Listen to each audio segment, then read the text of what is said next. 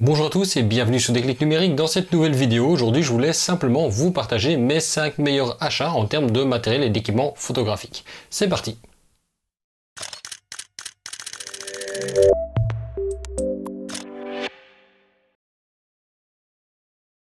Alors le numéro 1 pour moi, ce n'est même pas un équipement photographique, c'est tout simplement un livre. C'est le livre La photographie dans tous ses états de Nat Sakura. Je l'ai acheté quasiment à sa sortie. Je veux dire que c'est un manuel qui est à la fois pédagogique, technique, ultra complet. Si vous voulez vraiment avoir d'énormes informations en termes de comment faire des prises de vue, comment mesurer la lumière et encore plus si vous vous intéressez au studio et à la photo de portrait, parce que c'est quand même un petit peu vers ça que ça se dirige, même si à côté de ça vous trouvez plein d'autres explications sur plein d'autres types de photographie. Ce manuel est vraiment une référence en la matière, c'est vraiment d'un point de vue technique le meilleur que vous puissiez trouver. Il y a d'ailleurs depuis le tome 2 qui est sorti, je ne l'ai toujours pas acquis, mais je vous mettrai également le lien dans la description de la vidéo qui vient compléter celui-ci, avec vraiment la partie à ce moment-là, shooting, mise en scène, etc.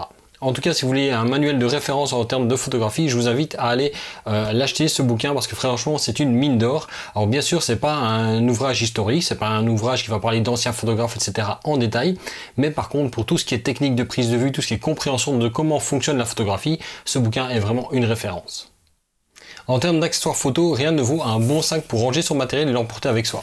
C'est pour ça qu'il y a à peu près 1 an et demi, j'ai acquis le Peak Design Everyday 5 litres, ici en couleur gris, il existe en gris et en noir, qui m'accompagne en fait tous les jours. Et en fait, malgré sa taille finalement ici qui est relativement compacte, on trouve énormément de place dedans et surtout plein de rangements qui sont totalement ajustables.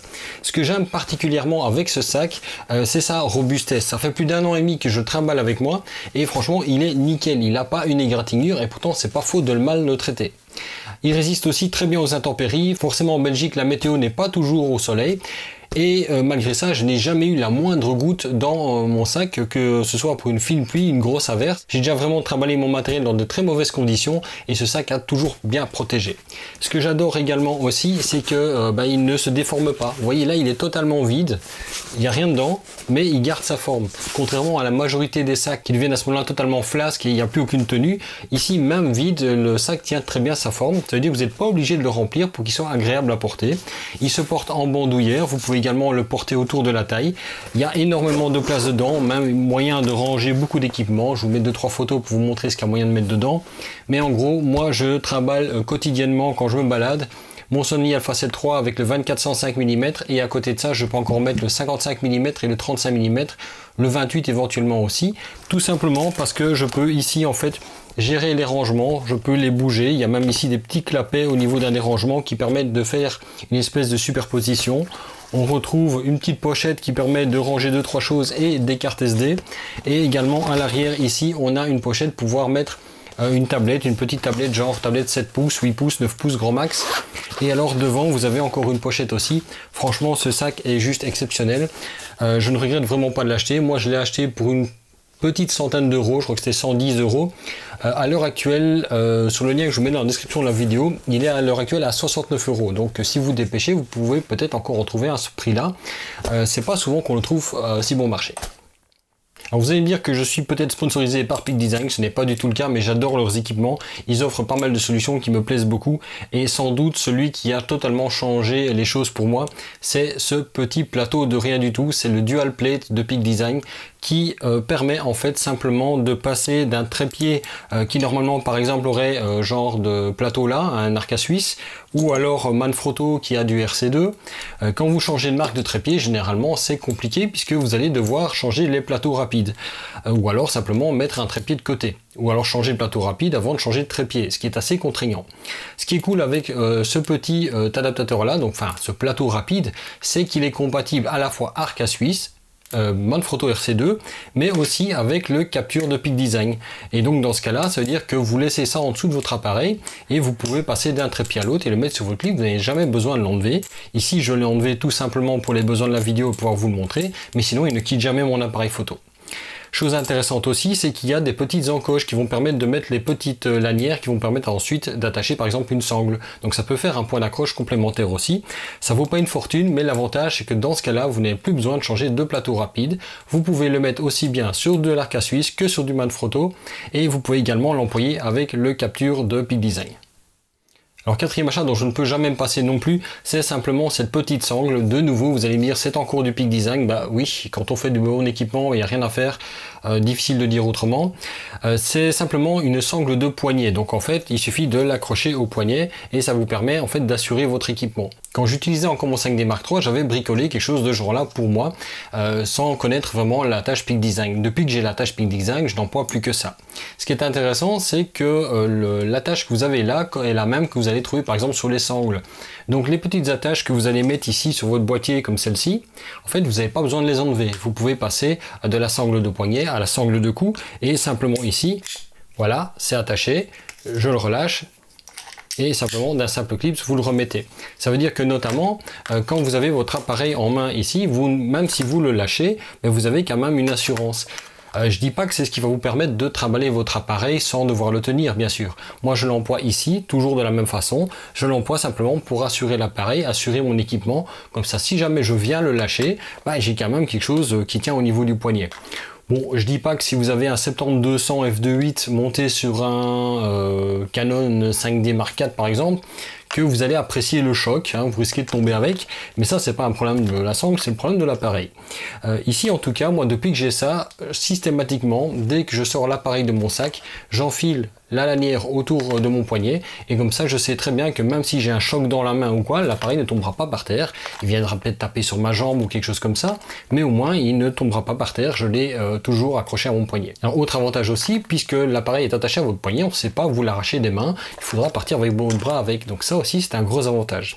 En tout cas moi je ne peux plus m'en passer, c'est vraiment pas dérangeant. D'ailleurs quand vous le mettez sur trépied, forcément vous allez vouloir enlever à ce moment là la sangle de poignet, mais c'est pas compliqué. Vous la détachez simplement d'un clic et à ce moment-là votre appareil est sur le trépied. Avant d'enlever votre appareil du trépied, vous simplement ici vous raccrochez, vous dévissez du trépied et à ce moment-là votre appareil est de nouveau sécurisé. Et enfin, dernier accessoire que j'adore et dont je ne pourrais pas me passer, du moins pour certains types de prises de vue, c'est simplement cette petite lentille Renox. Alors c'est quoi cette lentille Renox? J'en ai déjà parlé dans des vidéos sur la macrophotographie. C'est simplement une lentille close-up. Alors celle-ci c'est la DCR 250, ce qui est vraiment pratique dessus. Par exemple ici, ça c'est mon 600D avec le 55-250 de kit. Vous pouvez adapter ça ici par le système de clips directement sur l'objectif. Vous n'avez pas besoin de passer des heures à le visser. Vous appuyez, vous l'enlevez, vous appuyez, vous le remettez, ça passe directement dessus. Il existe un modèle en DCR 150 et la DCR 250. La DCR 150 c'est une lentille avec 4 dioptries. La 250 c'est 8 dioptries. Faut savoir par exemple qu'ici, sur un APS-C avec 250 mm de focale et la dioptrie, j'ai à peu près un grossissement de 3 pour 1. Ce qui est quand même assez conséquent. Plus la focale sera longue, plus la dioptrie sera efficace et plus vous aurez un grossissement important. Dans ce cas-là, notamment sur ce genre de téléobjectifs là, qui sont les téléobjectifs de kit, vous allez avoir vraiment des très gros taux de grossissement pour finalement 2 fois rien, enfin 2 fois rien. Je veux dire, c'est pas une lentille qui est bon marché en soi non plus, mais vous risquez pas de le regretter d'un point de vue qualitatif. C'est pas une bête lentille dans le sens, c'est pas un bout de verre. Il y a en fait plusieurs lentilles qui viennent corriger l'une l'autre et qui vous permet quand même d'avoir d'excellents détails avec un très beau taux de grossissement. Ce qui me plaît beaucoup dans l'utilisation des lentilles close-up, la première chose, c'est qu'il faut pas démonter l'appareil pour pouvoir le mettre dessus, et particulièrement dans celle-ci, c'est qu'il n'y a rien à visser. Donc ça veut dire que vous pouvez très bien être en train de prendre des photos animalières, de paysages, tout ce que vous voulez, vous voyez un objet macro photographié, vous prenez votre lentille, vous la mettez dessus et c'est parti. Il n'y a vraiment aucune modification d'autre à faire dessus. La seule chose que vous devez prendre en compte, c'est le filet de votre objectif, donc le filet extérieur. Il faut savoir que l'adaptateur qui est fourni avec, donc en fait, quand vous l'achetez, vous avez les deux éléments qui sont séparés. Vous avez d'une part le porte-lentille, qui est la partie avec le clip, le temps que je le dévisse. Donc vous avez le porte-lentille, vous avez la lentille. Il vous reste plus qu'à les visser, puisque éventuellement, si vous avez déjà le porte-lentille, vous ne pouvez acheter la lentille séparément. Et le porte-lentille, lui, s'adapte sur des filets allant de 52 à 67 mm. Donc c'est quand même assez large et tout ça sans vignettage. En tout cas quand vous êtes sur les longues focales, je vous déconseille totalement les lentilles si vous employez un 24, 35, 50 mm. Pensez que ces lentilles là sont vraiment efficaces quand vous commencez à approcher des 100 mm, quand vous allez au-delà. Si vous l'employez sur un 200 mm, c'est vraiment extraordinaire, vous allez avoir des taux de grossissement vraiment super importants.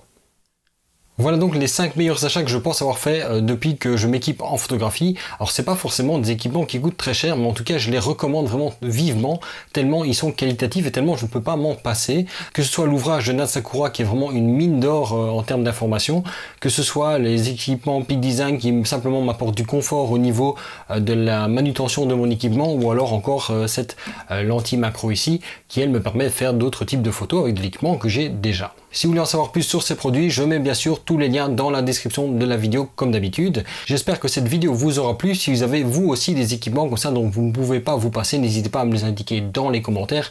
Je suis toujours preneur de petites astuces. Quoi qu'il en soit, n'hésitez pas à vous abonner à la chaîne et à activer les notifications. Vous pouvez également me suivre sur Facebook via le groupe et la page Facebook de Déclic Numérique. Il y a le compte Twitter de Déclic Numérique et mon compte Instagram. Vous pouvez également maintenant me retrouver sur Twitch, toujours avec Déclic Numérique. Je mettrai également le lien dans la description de la vidéo. Je commence tout doucement à faire des lives dessus. Je ne sais pas si ce sera pour du long terme, mais en tout cas, n'hésitez pas à vous abonner également. Je propose du contenu qui sera vraiment différent par rapport à la chaîne. Ce sera toujours orienté photo, mais ce sera vraiment des lives dans ce cas-là. Et sinon, pour le reste, moi je vous dis à la semaine prochaine pour une nouvelle vidéo sur Déclic Numérique.